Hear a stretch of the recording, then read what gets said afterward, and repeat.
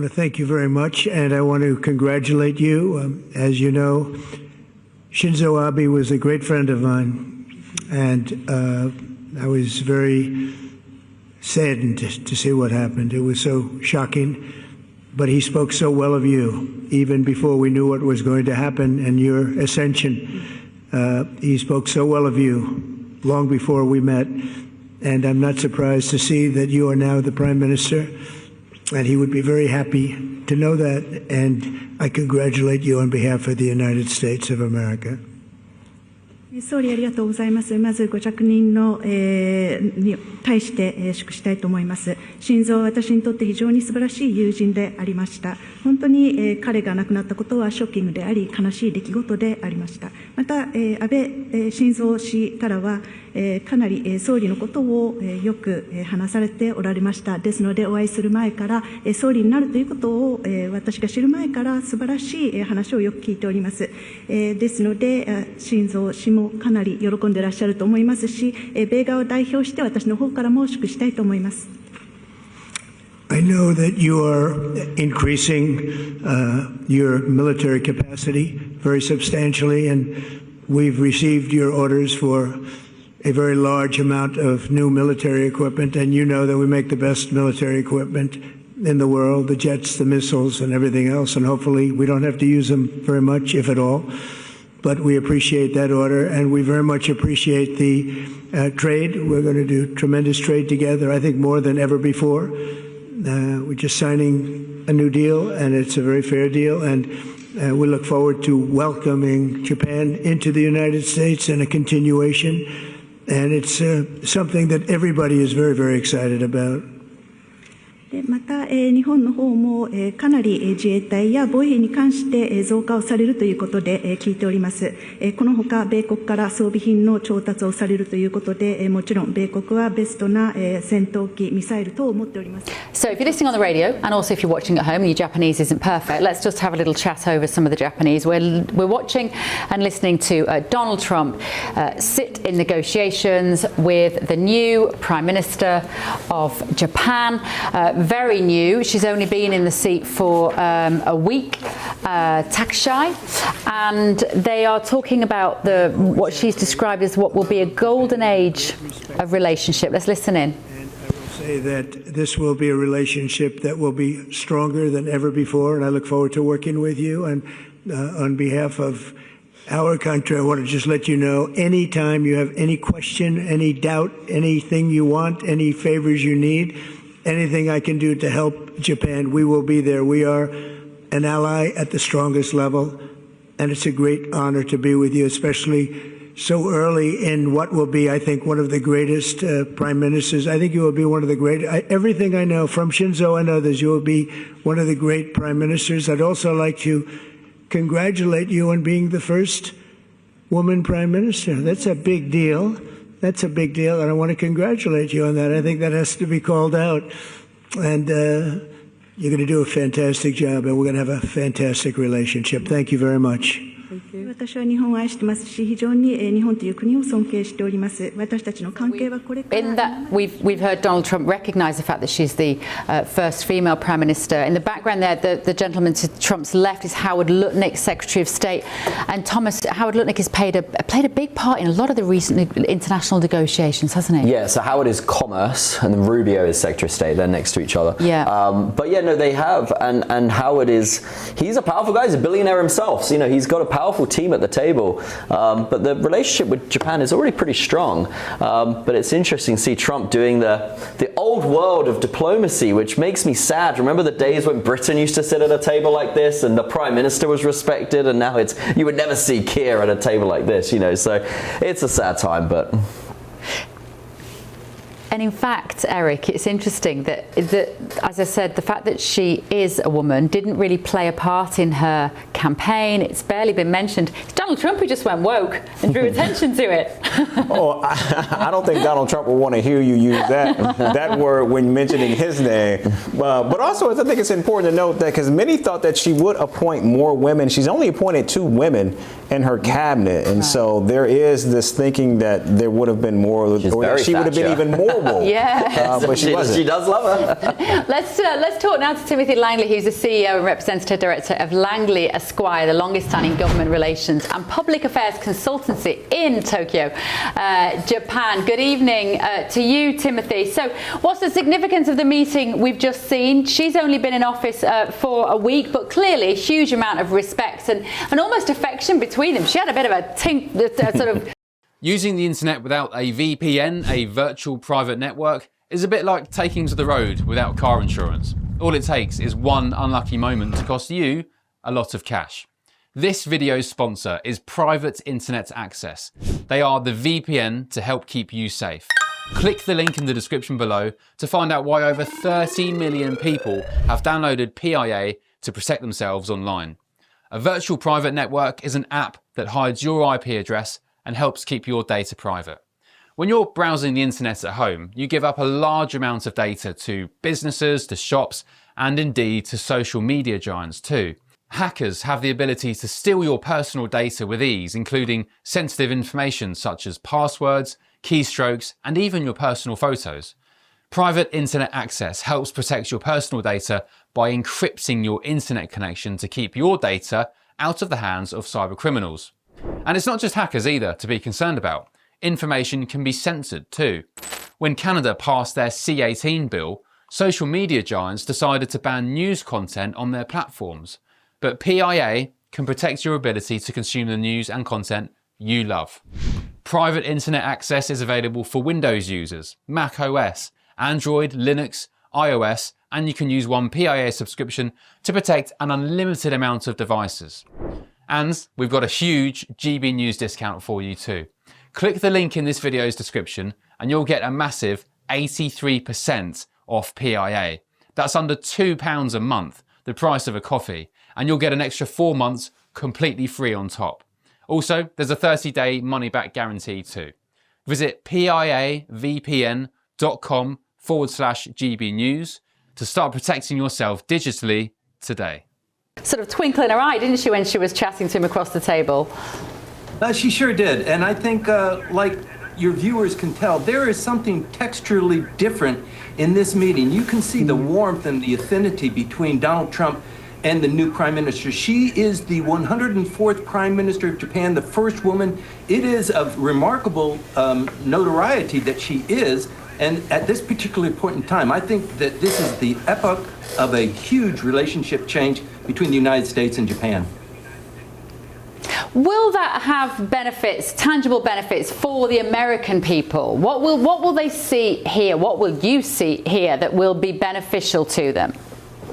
There are a couple of things that we can anticipate. First of all, with Donald Trump and America First, he is withdrawing a little bit and relying on the allies to shoulder a little bit more of their burden.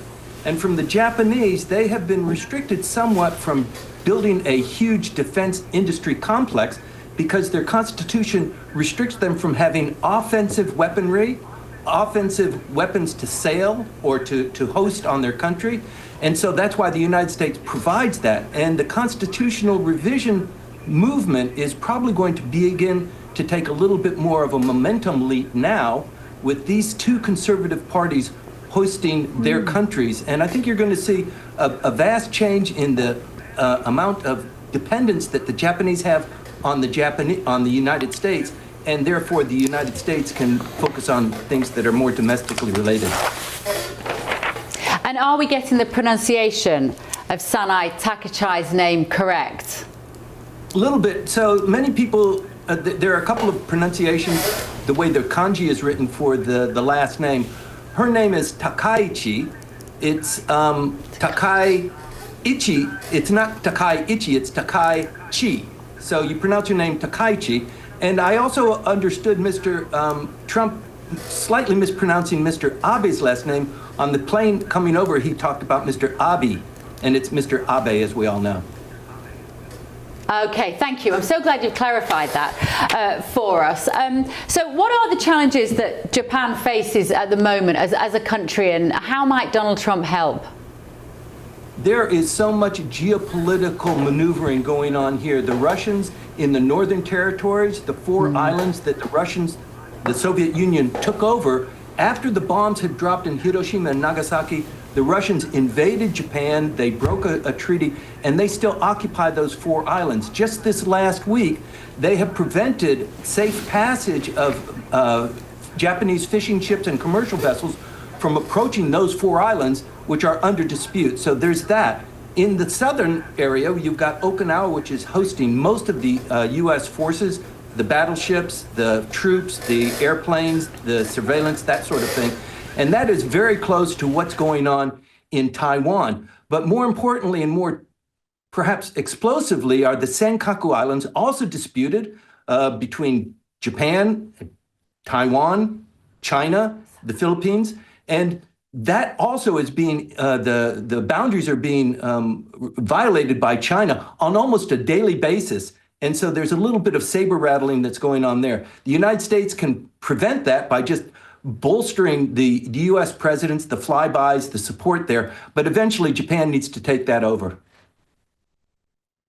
That's what the president will. I want to bring in my panel a bit then, Timothy, because we are also going to show a picture of the F-150 truck that we've been talking about, which apparently is going to play a big part in these negotiations that are going on in Japan. But Eric, what were you just saying then about Japan and China and that? Because always there's a lot more going on, as Timothy said then, geopolitically here today. Yeah, that's right. And because of the relationship between the United States and Japan, and as we see there how Donald Trump spoke so glowingly of the new prime minister, he's looking to Japan to actually be a bulwark for China, especially in that region where we know China is becoming increasingly more bellicose. And now that Japan is actually moving on a more offensive footing militarily, I think that's going to be a massive, massive game changer in the region, especially how close and how tight the United States is with Japan. Timothy, that's an accurate assessment. Yes, you're so right, Eric, to point that out. This meeting in South Korea, so everybody went to Malaysia. They came to Japan. I mean, President Trump has almost, the core elements of his cabinet with him. He's got defense secretary, he's got commerce, he's got treasury here with him now. They're here in Tokyo for 3 days. They leave tomorrow for South Korea for the APEC leadership meeting and potentially a leadership meeting between President Trump and President Xi. That could be a real keystone move for China, Japan, and the United States. We're very much looking forward to that. But yes, the United States needs to rely a little bit more on Japan for hoisting that kind of defensive parameter, and Japan having these alliances with all of the like-minded countries, sharing troops, sharing techniques, melding their technologies together. And about the trucks, the F-150 trucks, I used to be the general counsel for General Motors in Asia Pacific, based in Tokyo, and selling Japanese, the trucks and the vehicles from the GM is a very difficult. Eventually GM just gave up and went and started doing their business in China instead. Their footprint here is very, very small compared to what it was when I was working there in the 90s. But the trucks that they're importing are going to be used. It's not, I don't think, for sale to the general public, but I think municipalities and the self-defense forces will purchase these. It's just a benefit that just to court the president's good favor. I think it's not a massive shift in trade policy. I don't.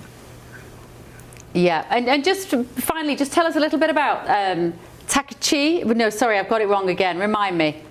Let me write it down phonetically. Go. Takaichi. So just Takaichi. Who is she? Who is she? What do we know about her?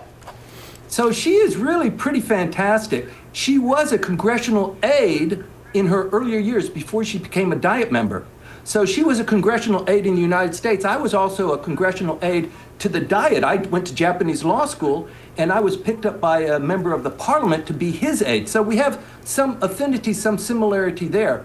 She's married to another member of the lower house. He has some disabilities, and so there's a little bit of home care that's involved in that. But he's been in the press recently. I'm going to support my wife. Of course, he would say that. But she speaks English. I don't know why. I guess it was just for the consumption of the Japanese population. That this meeting that is only 1,000 yards from my office here in Locobancho, the meeting that they're having right now, She speaks English. She can handle herself in a conversation, and I think that will bear her great fruit, particularly with the president, but also with international leaders in ASEAN, in APEC, and in her role. 7 days. She's been in office for 7 days, and of those 7 days, 4 of them have been spent overseas. So she's really got her work cut out for her. She is a tough cookie. And just lastly, Timothy, I don't know about you, and I think it's partly to do with Instagram, but I am noticing that Japan is becoming rather popular with British tourists more than ever before. It's becoming a destination that people want to go to. Why, Timothy? Sell it to us. You cannot throw a stone in Tokyo and not hit a foreigner. It's not just the British, it's the Americans, it's the Chinese typically had the lion's share, almost 50% of the tourists coming in. That's diminished a little bit. The Chinese have put restrictions on tourists coming to Japan because of this tit-tat that we're experiencing here. But the level of foreigners coming in, the food is good, the safety, the streets are clean. It's like a Disneyland for adults. People come here and they see how people interact with each other, the flow of foot traffic, how orderly it is, no graffiti, how polite people are, and no matter where you go, whether it's Tokyo or Osaka or Kyoto, the food is invariably delicious, well prepared, well presented, and inexpensive, and it's drawing people by the droves. Okay.